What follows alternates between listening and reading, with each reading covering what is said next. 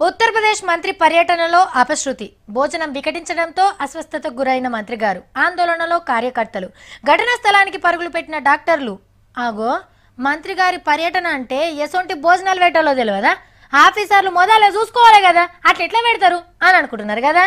కానీ అసొంటిది ఏం జరగలేదు తిండ్రి పొరపాటున అట్లా అవుతుందేమో అని మనోళ్ళు మస్తు జాగ్రత్త పడ్డారు అబ్బా వంటలు చూస్తే నోరూరుతున్నది కదా